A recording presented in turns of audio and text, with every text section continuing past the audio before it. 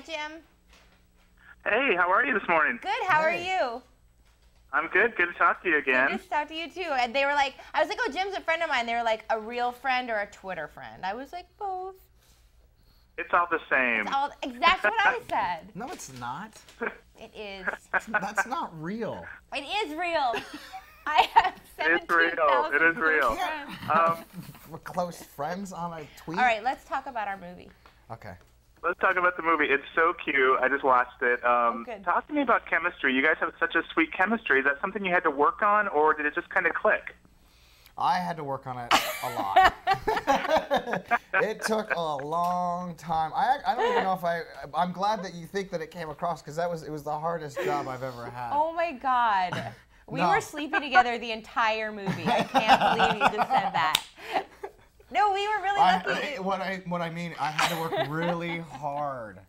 No, you know, that's kind of the thing you never know, especially with like a movie like this, because there's like no rehearsal time. We really didn't have any rehearsal time, and Sarah and I didn't know each other before we started working, and so it was great. It was just magic. Yeah, it worked. We worked off each other really well, and you know, I think we have a similar sensibility in like life and what we find funny, and you know, we find the same things funny, and that's always good when you're working with someone. So we got lucky, sort of. We just hit it off.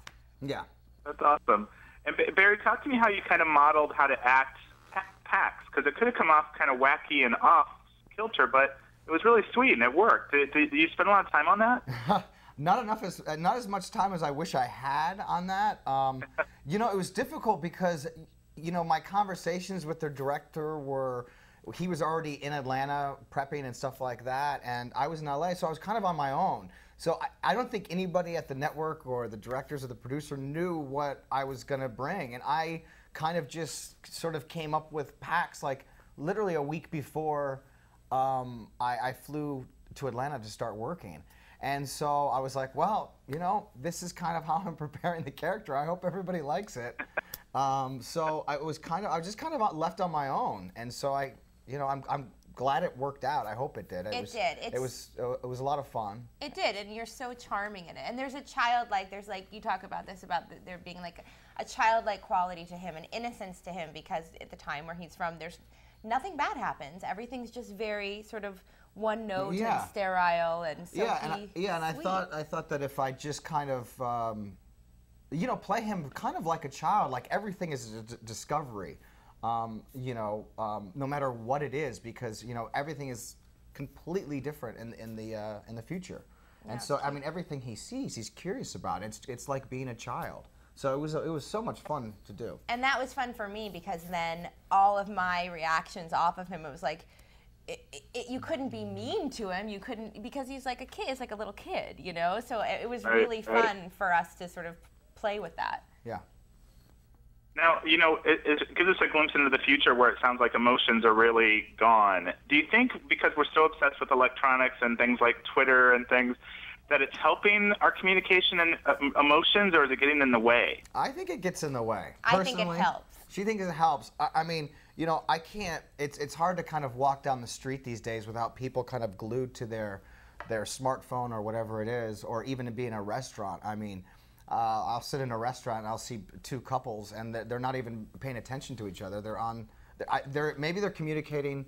Yeah, see, there you go. What? No, but I think it kind of hurts. I think it kind of hurts that kind of, you know, that interaction. I was talking to somebody the other day about, you know, talking on the phone, like, hey, I'll give you a call. They're like, well, call me, just text me. I was like, no, I'll just give you a call. It'll be much easier. They're like, who calls anybody anymore?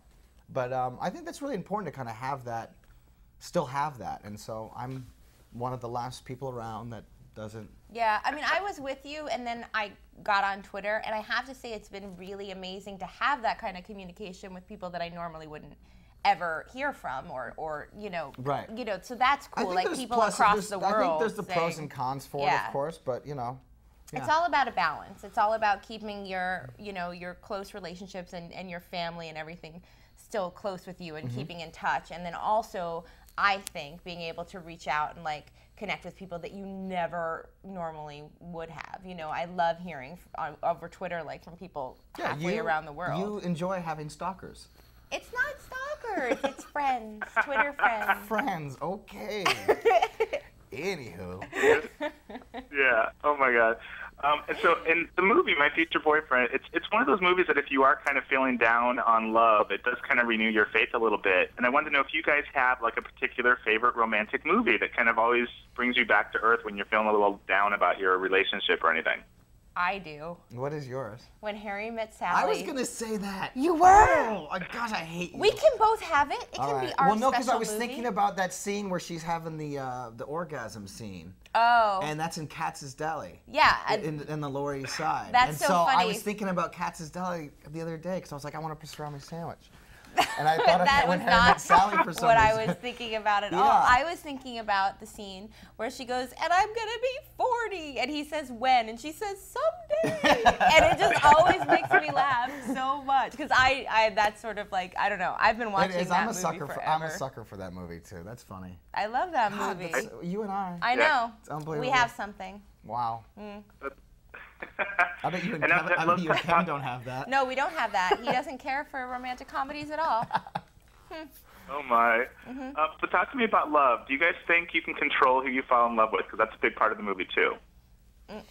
I don't think so. Do you? I don't know. I don't think you can. I think it just kind of just happens. But but I don't know if Pax was really kind of thinking like, oh, I'm in love with this girl. No, because he doesn't know what it is. Yeah, it just sort of happens. I mean, I think the movie's about trusting your gut. It's he has an instinctual reaction. There's something he needs to know. He needs to meet this woman. He needs to find out about this stuff, and that's his sort of drive. And then for Elizabeth, she's used to dealing with these sort of whack jobs, and she thinks he's one of them, but there's something about him that draws her in, that makes her want to really get to know him as opposed to keeping him at arm's length, which she's used to doing with people that she talks to in her work. So I think the movie's about, trusting your gut and allowing yourself to feel the feelings that you're feeling as opposed to pressing them down. You have little hands. All right. Well, Sarah. I have little hands? Sorry. Yeah. I talk with my hands a lot. Her hands are so little, I just noticed. I never noticed that when we were They're working. not that little. They're little. They're little itty bitty. No, it's great. You guys are so cute. Well, thanks so much for your time, and I'll spread the word about the movie. It airs this weekend. Please do. Thank you. Thank you so much. All right. Talk to you on I'll Twitter, tweet Sarah. you, Jim. Yeah. Bye. Bye.